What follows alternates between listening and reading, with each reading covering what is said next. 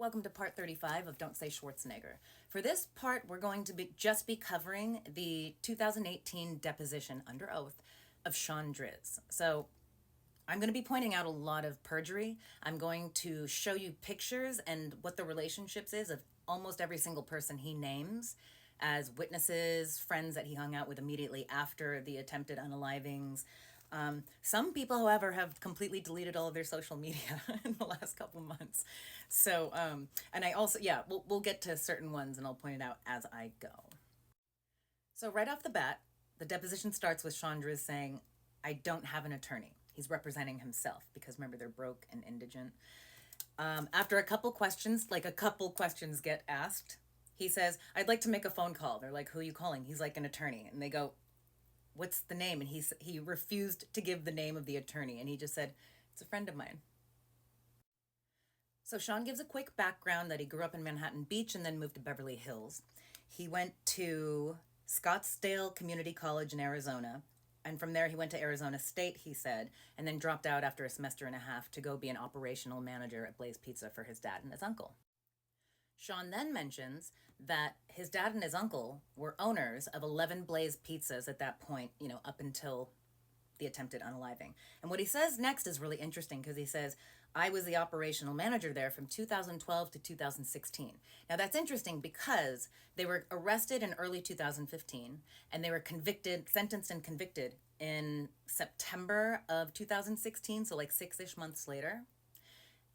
Blaze Pizza didn't fire them or publicly say they fired them until 2016, months after the convictions, which is against policy.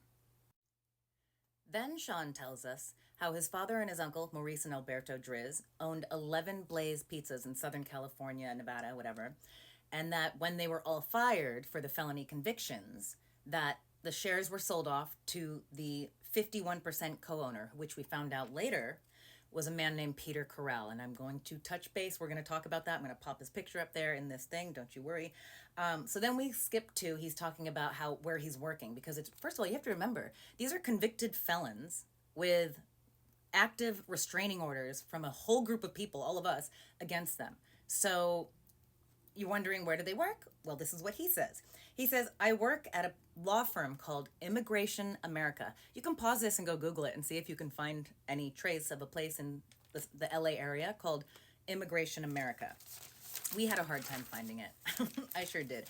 But the coincidence is that Shawn has a family member, like their cousins, uncles, but close family members, named Sergio Siderman, who does immigration law at a law firm in Sherman Oaks. And I think it's called Sergio Siderman Law Firm or something like that. And so he didn't mention all this. I found this out on my own, that it was family, but he tries to make it sound like it's just some law firm that was like, "Yeah, we want a violent convicted felon with, restraining orders against him. Get over here. Let's get you to work at the law firm." So they ask, "What do you do at this law firm, Immigration America?" And Shawn says, "I do their social media, marketing, and fingerprinting." Like, what? Now, I've shown this before, but I want to show it again. But that's Sergio Siderman in the orange-red shirt. His IG is Pop710. That's his son, Marco Siderman, who used to play football at Westlake. I believe that's his daughter, Lolo Siderman. And that's Murda Siderman, who we're going to talk about because her name is all over some really, really, really bad documents when it comes to transfers of all the assets after the lawsuits began. And of course, there's Maurice Driz and his son, Shawn Driz. And look at this picture.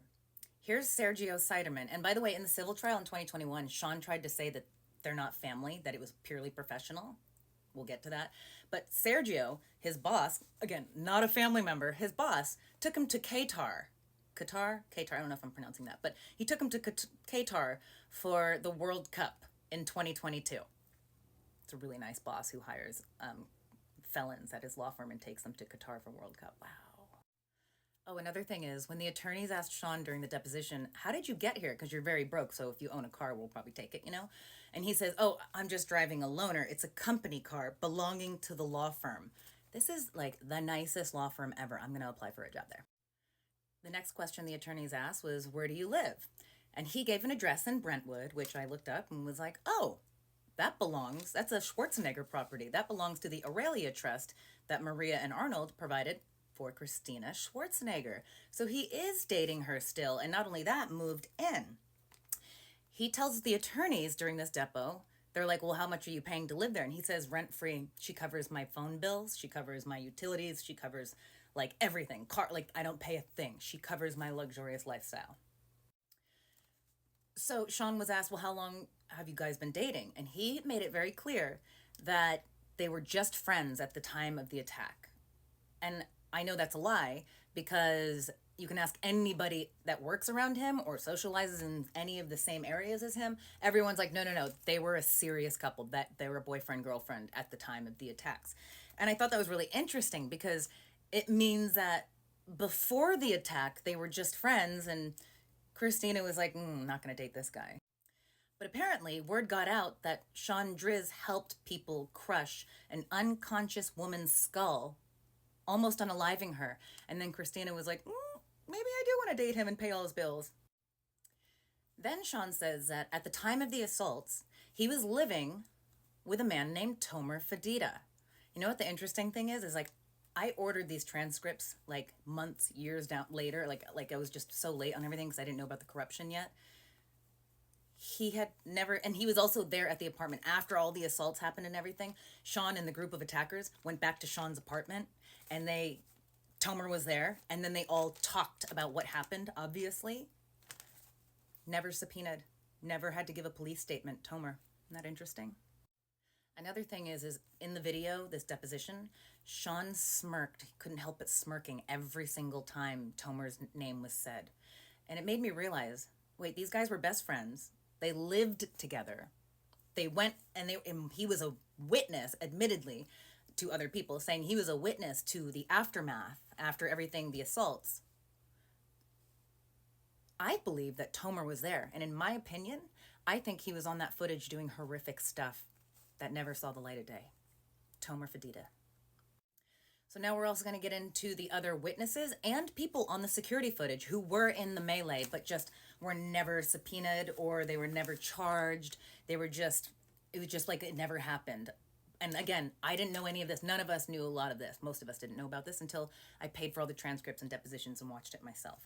So this is Alex Derville. He was a very good friend. He was like family to Shawn at the time. Alex was on the footage, the security footage, in the melee, not doing good things. At one point, his girlfriend is like screaming at him, like, because his body is on the ground. She's screaming at him, trying to pull him away, but he wants in there. He wants to help his friends. Guess what? He's an attorney in California now. And this guy dodged the depositions as hard as he could. We'll get to that. This guy is Jarrad Moreno. I don't know if I'm pronouncing it right, and I don't care.